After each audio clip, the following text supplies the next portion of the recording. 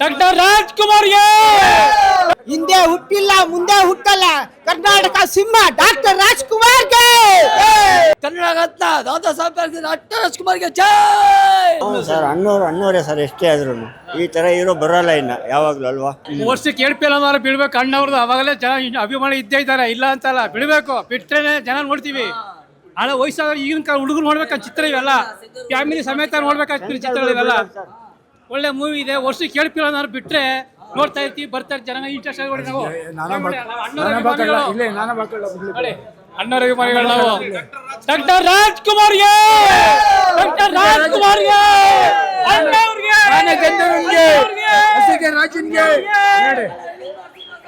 ರಾಜನ್ಗೆ ಪದ್ಮಭೂಷಣನ್ಗೆ doctor ರಾಜ್ಕುಮಾರ್ಗೆ ಅಪ್ಪುಗೆ ಹಿಂದೆ ಹುಟ್ಟಿಲ್ಲ ಮುಂದೆ ಹುಟ್ಟಲ್ಲ ಕರ್ನಾಟಕ ಸಿಂಹ ಡಾಕ್ಟರ್ ರಾಜ್ಕುಮಾರ್ಗೆ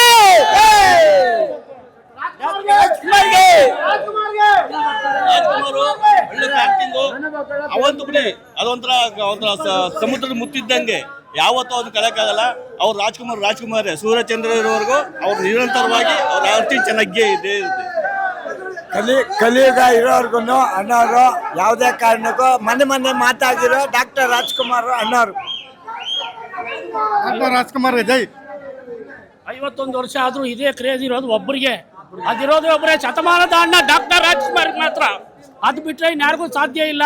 ಪ್ರಿಂಟ್ ಚೆನ್ನಾಗಿದೆ, ಎಲ್ಲ ಬಂದು ನೋಡಿ ಅಭಿಮಾನಿಗಳು ದಯಮಾಡಿ ಬಹಳ ಚೆನ್ನಾಗಿ ಪ್ರಿಂಟ್ ಮಾಡಿದ್ದಾರೆ. ಹಿಂದೇನೆ ಹುಟ್ಟಿಲ್ಲ ಈಗ ಹುಟ್ಟಿದ್ರೆ ಅಣ್ಣವ್ರೇ ಹುಟ್ಟಬೇಕು. ಈ ಪ್ರಪಂಚದಲ್ಲೆಲ್ಲ ಈ ಭಾರತ ದೇಶದಲ್ಲೇ ಅಣ್ಣವ್ರ ತರ ಯಾರು ಆಕ್ಟಿಂಗ್ ಮಾಡಕ್ಕಲ್ಲ. ಸಂಪತ್ತಿನ ಸವಾಲನ್ನ ಎಲ್ಲರೂ ಯುವಕರಿಂದ ಹಿಡಿದು ಮನೆ ಮಕ್ಕಳಿಂದ ಹೆಣ್ಮಕ್ಳಿಂದ ಹಿಡಿದು ಒಂದು ಪಿಕ್ಚರ್ ನೋಡ್ಬೇಕು ಅನ್ನೋದು ನಮ್ಮ ಕನ್ನಡಿಗರ ಆಸೆ. ಯಾವತ್ತೂ ಅಷ್ಟೇ ಅಣ್ಣವ್ರೇ ಡಾಕ್ಟರ್ ರಾಜ್ಕುಮಾರ್ ದೊಡ್ಡ ಮನೆಗೆ ಜೈ, ಡಾಕ್ಟರ್ ರಾಜ್ಕುಮಾರ್ಗೆ ಜೈ. ನೋಡಿ ಸರ್, ಅವರು ನಮ್ಮ ಹತ್ರ ಇದ್ದೇ ಬರ್ಬೋದು, ಆದ್ರೆ ಎಲ್ಲಾರ್ಗು ನ್ಯಾಯ ಕೊಡ್ಸ್ಬಿಟ್ಟೆ ಸತ್ತಿರೋದು ಅವರು. ಬೇರೆಯವ್ರ ತರ ಎಲ್ಲ ಇವಾಗ ರಾಜಕೀಯ ಮಾಡ್ಬೋದು, ಆದ್ರೆ ಅವ್ರು ಸತ್ತಲ್ಲೂ ನ್ಯಾಯ ಕೊಡ್ಸವ್ರೆ. ಆದ್ರೆ ನೀವು ಅವ್ರು ಅರ್ಥ ಮಾಡ್ಕೊಳ್ಳಿ ಅಷ್ಟೇ. ಸಂಪತ್ತಿಗೆ ಸವಾಲ್ ಅಂತ ಒಂದು ಪಿಕ್ಚರ್ ಬಂದಿದೆ, ಇವತ್ತು ಭಾನುವಾರ ಬಂದು ನೋಡಿ. ಭಾನುವಾರ ನಮ್ದು ಹಬ್ಬ. ಭಾನುವಾರ ಬಂದು ಎಲ್ಲ ಅಭಿಮಾನಿಗಳು ಪಾಪು ಇತ್ತು ಇಲ್ಲಿ ಈ ಪಾಪುನ ಅಂಕಲ್ ಕರ್ಕೊಂಡ್ ಬಂದವ್ರೆ. ಈ ಪಾಪುನು ಬಂದೈತೆ ನೋಡಿ, ಇದು ಸಂಪತ್ತಿಗೆ ಸವಾಲ್ ಅಂದ್ಬಿಟ್ಟು ಹಾಕೊಂಡ್ ಬಂದೈತೆ.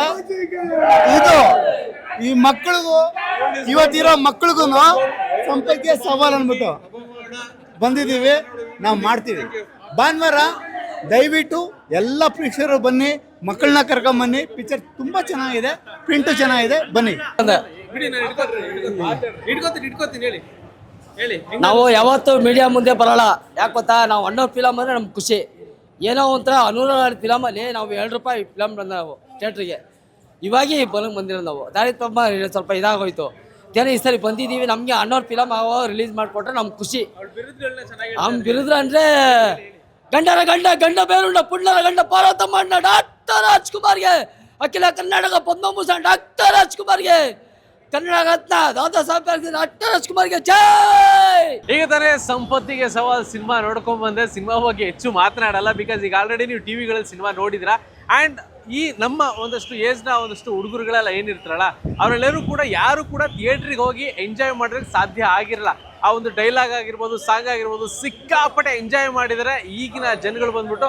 ಸೊ ಇವತ್ತಿಗೂ ಕೂಡ ಸಂಪತ್ತಿಗೆ ಸವಾಲ್ ಸಿನಿಮಾ ಕ್ರೇಜ್ ಇವತ್ತಿಗೂ ಕೂಡ ಕಮ್ಮಿ ಆಗಿಲ್ಲ. 51 ವರ್ಷ ಆದಮೇಲೆ ಸಿನಿಮಾ ರಿಲೀಸ್ ಆಗಿರೋದ್ರಿಂದ ಒಂದಷ್ಟು ಜನ, ಅದರಲ್ಲೂ ಜಾಸ್ತಿ ಈ ಸೀನಿಯರ್ ಸಿಟಿಸನ್ಸ್ಗಳು ಬಂದು ಈ ಸಿನಿಮಾನ ನೋಡಿರುವಂಥದ್ದು. ಯಾಕಂದರೆ ಅವರ ಒಂದು ಎಂಗೇಜ್ನಲ್ಲಿ ಈ ಸಿನಿಮಾನ ನೋಡಿದ್ರು. ಬಟ್ ಈಗ ಮತ್ತೆ ವಾಪಸ್ ಬಂದು ಈ ಥಿಯೇಟ್ರ್ನಲ್ಲಿ ಈ ಸಿನಿಮಾವನ್ನು ನೋಡ್ತಾ ಇದ್ದಾರೆ, ಕಣ್ ತುಂಬಿಕೊಳ್ತಾ ಇದ್ದಾರೆ. ಪ್ರತಿಯೊಬ್ಬರು ಕೂಡ ಹೇಳ್ತಾ ಇರೋದು ಒಂದೇ, ಯಂಗ್ ಸ್ಟರ್ಸ್ಗಳು ಬಂದ್ಬಿಟ್ಟು ಈ ಸಿನಿಮಾವನ್ನು ನೋಡಿ ಒಂದೊಳ್ಳೆ ಮಜಾ ಇರುತ್ತೆ. ನೀವು ಈಗಾಗಲೇ ಒಂದಷ್ಟು ಆ್ಯಕ್ಷನ್ ಸಿನಿಮಾಗಳನ್ನ ಬಂದು ನೋಡ್ಬೋದು, ಬಟ್ ಈ ಥರ ಒಂದು ಸಿನಿಮಾನ ಒಂದು ಲೈಫ್ ಟೈಮಲ್ಲಿ ಒಂದ್ಸರಿ ಥಿಯೇಟ್ರಲ್ಲಿ ಬಂದು ನೀವು ನೋಡುವಂಥ ಸಿನಿಮಾ, ಎಂಜಾಯ್ ಮಾಡುವಂಥ ಸಿನಿಮಾ, ಬಂದು ಸಿನಿಮಾವನ್ನು ನೋಡಿ ಅಂತ ಹೇಳ್ತಾ ಇದ್ದಾರೆ. ಸಂಪತ್ತಿಗೆ ಸವಾಲ್ ಸಿನಿಮಾ ಈ ಒಂದು ವೀಕೆಂಡ್ನಲ್ಲಿ ನೀವು ಫ್ರೀ ಇತ್ತು ಅಂತಂದರೆ ಬನ್ನಿ, ಕಣ್ತುಂಬಿಕೊಳ್ಳಿ.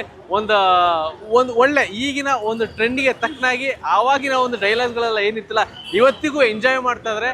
ಸೊ ಈಗಿನ ಯೂತ್ಸ್ಗಳೆಲ್ಲ ಎಂಜಾಯ್ ಮಾಡ್ತಿದ್ದಾರೆ, ಜನಗಳು ಎಂಜಾಯ್ ಮಾಡ್ತಿದ್ದಾರೆ.